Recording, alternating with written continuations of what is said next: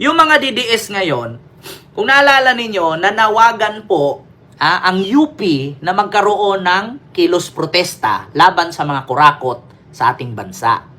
Ang UP po ay hindi po sila nagprotesta laban kay Marcos. Nagprotesta po sila sa mga politikong kurakot. Ulitin ko lang ha. Ang UP or University of the Philippines, nagprotesta sila hindi po laban kay Marcos. Hindi po laban kay Marcos. Nagprotesta sila laban sa mga kurakot. So mga kababayan, sinakyan po ito ng mga DDS na mas marami pa yung viewers ko kaysa sa mga nagrally. Kita ninyo mga kababayan. Take note ang nanood sa akin ngayon, 4,600 plus. Kung i-compare ninyo sa mga DDS na ang rally ng taga-UP, sinakyan nila. Sabi nga ni Jesus Palsis, Attorney Jesus Palsi, na wag po kayong sumabay sa rally kasi ang mga DDS sinasakyan nila. Bakit? Ito po ang panawagan ni Jeffrey Celis, mga kababayan. Pinangunahan ni Jeffrey Celis ito. Wait lang mga kababayan. Hanapin natin si Jeffrey Celis. Ito po. Tama. People power ang solusyon. Tayo ang naglagay sa kanya, tayo rin ang magpapalaya sa kanya. So, sa totoo lang mga kababayan, ang pinaglalaban po ng iba't ibang grupo ay yung mga kurakot. Pero ang pinaglalaban ng mga DDS ay si Marcos. Kita ninyo? Ito explain ko sa inyo mga kababayan. Yung nangyari sa Nepal, sa Indonesia, hindi mangyari sa Pilipinas yan. Bakit? Okay sana. Mangyari sana sa Pilipinas yan. Yung sinasabing ginawa ng Nepal, ginawa ng Indonesia. Kung magkasundo lahat. Paano mangyari sa Pilipinas ang nangyari sa Nepal at Indonesia kung ang tao ay nahati sa 3? Mahahati pa nga sa 4 Una, paano makikipagsundo ang mga DDS sa Pinklawan? Paano makikipagsundo ang mga DDS sa Pinklawan? So, ilan piraso na lang ang DDS? Mas marami pa nga yung viewers ko kaysa nag-rally doon kasama ni Silis So, hindi mangyayari na lusubin ng mga DDS ang Malacanang kay unti lang sila. Paano mangyaring lusubin ng Pinklawan ang Malacanang kung mga edukado naman sila? Kasi pag nilusob nila, sinunog nila, sinong mamuno? Si Sara? Papayag ba ang mga Pinklawan na sunugin nila ang Malacanang, patalsikin si Marcos? Sinong magiging presidente? Si Sara? Papayag ba ang Pinklawan nun? Hindi. Ngayon, ang mga loyalista. Papayag ba ang mga loyalista na sugurin ang Malacanang, patalsikin si Marcos, magiging presidente si Sara? Hindi rin. Ngayon, magiging 4 kasi may mga supporter si Vico Soto. Gagawin daw presidente. Hindi po mangyari sa Pilipinas, mga kababayan, yung inasam-asam ng mga DDS na lusubin ang Malacanang, ang Senado at Kongreso, kay unti lang sila. Tandaan ninyo, ang kakamping ayaw pumayag na matalsik si Marcos kay mapapalit si Sara. Ang mga loyalista ayaw rin pumayag na mapatalsik si Marcos kasi papalit si Sara. Asan nyo pulutin yung DDS? Ilan lang silang magprotesta dyan? Kung kayo mga kakamping, papayag ba kayo mapatalsik si Marcos? Sino papalit kay Marcos? Si Sara? Wag na! Kaya no choice. Walang mangyayari yung sinasabi ninyong protesta, sugurin nyo Malacanang. Itlog ninyo. Itlog ninyo mga DDS. Huwag nyo nang asam-asamin na magaya ninyo ang Nepal at Indonesia. Walang ganon. Bakit? Si Marcos may supporter. Ang kakamping, hindi rin yan papayag na pag natalsik si Marcos, papalit si Sara. Walang ganon. Ayaw ko magbitaw dito ng hamon. Kasi hinamon ko na yung mga DDS. Na kapag nakauwi si Digong, maggilit ako ng leeg. Putolin ko ulo ko. Ngayon, paano mangyari na gayahin ng Pilipinas ang Indonesia at Nepal? Sige nga, pakisagot. Paano mangyari yan? Kung ang mga kakamping ayaw ng kurakot, Pero hindi naman sila papayag na patalsikin si Marcos kay si Sara ang papalit. Mas malamang galit na galit sila sa kawatan.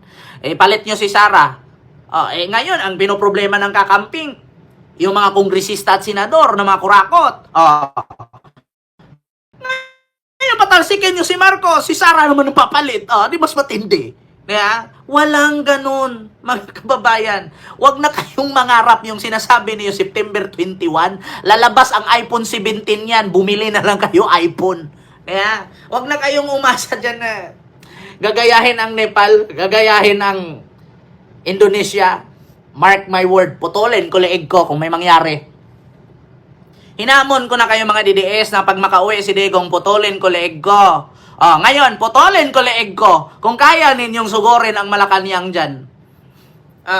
Ito po yan, mga kababayan. Hindi papayag ang mga kakamping niya na susugod kayo. Baka kakamping pa unang haharang sa inyo.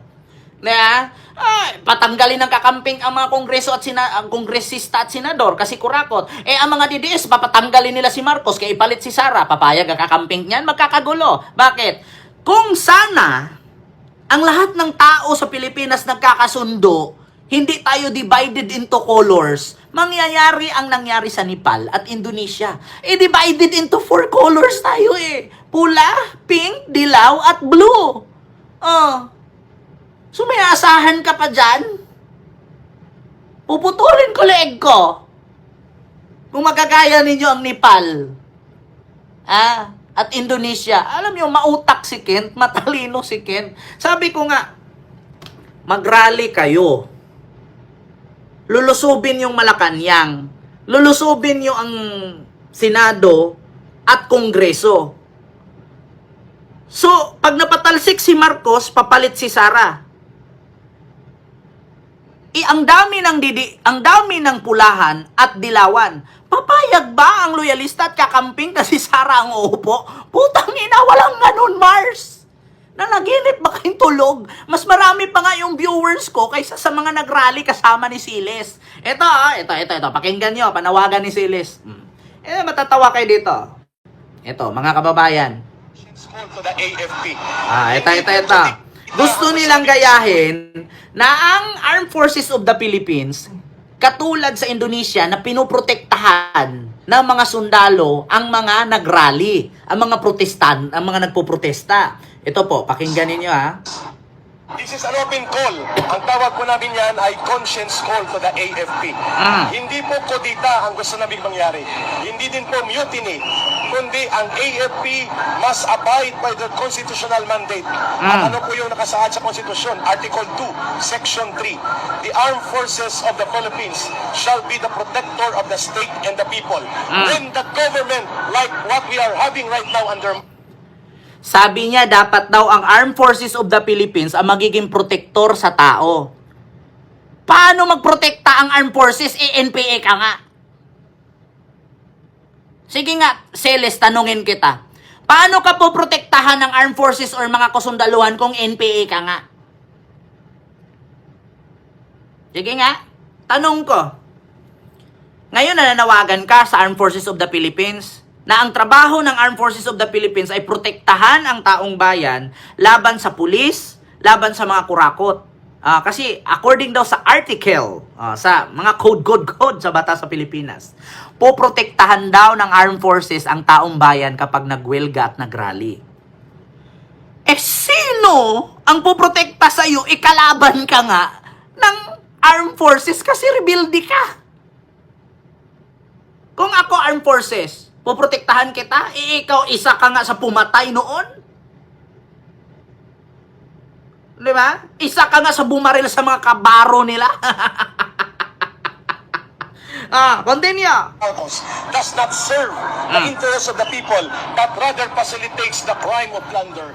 It is only proper for the AFP to stand with the side of the people. Mapapadali ito lahat kung wala ng AFP sa likod ni Marcos. Pinipirmahan niya ang sindikato na budget na pinapalusot ng kanyang pinsan for the last 3 budget cycles. Ibig sabihin po, ang conspiracy ni Marcos at ni Romualdez ang naging dahilan kung bakit naging malakas ang loob ng kagaya ni Saldico na maging kriminal na mandurukot at mangangamkam sa kaban ng bayan ang sindikato sa DPWH hanggang sa baba, hindi lamang sa taas na antas at pati ang mga kriminal na contractors na numbalik sapagkat ang unang nawala ay yung tinatawag nating fear factor. Yung pagkatakot na may kalalagyan ka kapag ikaw ay nagnakaw sa kaban ng bayan. Ang pangalawa, there is no certainty of conviction na makikita ngayon na kahit magnakaw ka, pwede kang tumakas, magtago kagaya ng ginagawa ngayon nila Saldico. Iyan ang ating dahilan kung bakit lahat ng ito mapapanagot. Sa totoo lang, Mapapalayas natin si Marcos sa poder at kapangyarihan, pero hindi sa pamamagitan ng karahasan. People power na mapayapa, tuloy-tuloy, ngunit hindi tayo titigil na hindi siya bumababa. Pangalawa, mapapadali kong lahat ng ito. Kung tumagsa ang tao sa lansangan, mapipilitan ang Armed Forces of the Philippines to withdraw support from the Commander-in-Chief. so, patalsikin nyo si Marcos. Sinong ipapalit ninyo, si Sara? Paano dadagsa ang taong bayan sa lansangan at tutulungan kayo? Yeah? Paano dadagsa ang taong bayan at tutulungan kayo kung papatalsikin nyo si Marcos at si Sara lang din naman ang ipapalit? Putang ina, kung ako kakamping, kung ako dilawan, no. Mas manantili pa lang na hayaan ko na lang si Marcos maging presidente dyan. At mas piliin kong mag-rally at kalampagin kong Senado at Kongreso kaysa sa patalsikin namin si Marcos at si Sara ang ipapalit. Ay, Diyos ko. Di ba? Yan ang totoo. Ang kagustuhan ni Siles, tulungan sila ng Armed Forces of the Philippines para patalsikin si Marcos. Hindi sa kudita, hindi sa magulo na rally at protesta. So pag napatalsik si Marcos, sinong papalit? Si Sara? Si Sara ang vice eh. O ngayon, tanungin ko kayo mga kababayan, press 1 kung gusto nyo si Sara, press 2 kung hindi. Di ba? Yun ang panawagan ng mga DDS. Patalsikin si Marcos. Sino gusto nyo ipalit? Si Sara? Kahit ako kakamping, hindi ako papayag eh. Hayaan ko na lang si Marcos dyan. Kaysa naman ipapalit nyo kawatan. Anong maasahan namin dyan? Diba? Tapos sasabihin nyo, magiging successful ito kung dadagsa ang tao sa lansangan. Manood na lang ako sa YouTube. Manood na lang ako sa Facebook. Bakit? Nagtrabaho ako para mabuhay. Mag-absent ako para sasali sa inyo. Pag binato ka ng tear gas dyan, binumba ka ng water cannon, mabugbog ka pa. Di ba? Sayang lang yung sahod ko, ade. O kung sumahod ako 700, pampakain ko sa pamilya ko. Aabsenan ko, kasi sasali ako dyan, mabubugbog pa ako. Yeah? Tapos, makikisali ako para patalsikin si Marcos kasi ipapalit si Sara. Kung ako kakamping, kung ako taga-UP, hindi na ako pupunta ay. Diyos mio, Marimar. Bakit ko papagorin sarili ko mag-absent ako sa trabaho? Sasayangin ko yung 700. Yeah? Ang pinakamabilis na transisyon. Hindi tayo lalabas doon sa constitutional line of succession. Ibig sabihin po, nasa batas pa rin ang pagkilos natin. Let the constitutional line of duty of the armed forces be their call of conscience. Ano po yun? That the armed forces of the Philippines shall be the protector of the state and the people. And Marcos and Romualdez, di ba ang dami-dami nyo mga DDS, bakit nangingayat kayo dyan na pasalihin nyo ang armed forces? Diba? Bakit hihikayatin nyo ang forces? Diba ang dami ninyo DDS, lusubin ninyo. Sige nga, tanong ko lang, diba ang dami ninyo, 32 million kayo? Bakit pasalihin nyo yung mga kasundaluhan? Diba ang dami nyo? Pero sa totoo lang mga kababayan, kawawa itong mga to. Mas marami pa nga yung viewers ko kaysa sa nagpuputak-putak doon. Tingnan nyo, pakita ko ha. Pakita ko sa inyo mga kababayan. Tingnan nyo ha. Ito po ay post ng Facebook. mas marami pa ang viewers ko, kaysa sa mga nagprotesta. Di ba 32 million sila? Bakit manawa, tignan mo, ang dami nila, oh. Ang dami nila. Sa totoo lang. Ang dami po nila, mga kababayan. Ayan, oh. Ang dami nila. Oh, pinuno nila yung EDSA. Oh, ayan, ang dami, oh. Oh. Tignan mo, ang dami-dami nila. Sobrang dami nga, oh. Tignan nyo. Hindi ko nga makita yung haligi, Bakit kayo manghihikayat ng mga kasundaluhan na protektahan kayo? Pag-aksayahan kayo ng oras ng mga sundalo, magpapalit nila yung sahod nila, sa mapalo pa sila ng batuta dyan, mahagisan pa sila ng tirgas. Bakit ninyo gagambalain yung mga sundalong nagtatrabaho ng ayos? Isasali nyo dyan sa mga kawalang hiyaan at kabubuhan ninyo. Tapos patalsikin nyo si Marcos. Kung ako, tanungin ko kayo, kung ako sundalo ngayon, mga kababayan, tanungin ko kayo. Kung kayo ang sundalo, ako si Marcos, saan kayo susunod? Ako na nagpasahod sa inyo o kay Sara? Malamang, kay Marcos ako susunod. Bakit? Si Marcos nagpasahod sa akin, hindi si Sara. Mawalan ako ng sahod kung hindi ako susunod. Tignan nyo yung pulis. Pinahuli si Digong, ayaw niya sumunod. Di natanggal siya ngayon sa serbisyo, nawalan pa siya ng license. Anong nangyari? Anong nangyari dun sa pulis na hindi sumunod sa utos na hulihin si Digong? Minura-mura pa si Marcos.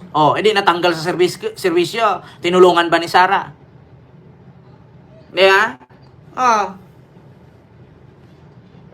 At saka ang mga kasundaluhan at kapulisan, may sariling rules po yan. Hindi po yan mga partisan. Sa madaling salita, ibig sabihin ng partisan, meron silang sinusunod na aayon sa kanilang commander-in-chief. Kapag nakita ng kasundaluhan at kapulisan na talagang garapal na si Marcos, tsaka yan gagalaw. Pero hanggat hindi nila nakita na si Marcos ay gumawa ng karumal-dumal, karimarimarim, di ba, at kagimbal-gimbal, hindi gagalaw yan. Mas kayo pa yung dadamputin ng mga pulis at sundalo dyan. Diyos ko, nanawagan pa kayo, naprotektahan kayo. Kung ako po sundalo, ba't kita po protektahan? Ikaw nga yung isa sa nakipagbakbakan sa akin sa bundok noon. Saan ako maniniwala? Sa rebelde? Imbis na tulungan ang Pangulo, ayan, ang dami nila. Di ko nga makita yung haligi.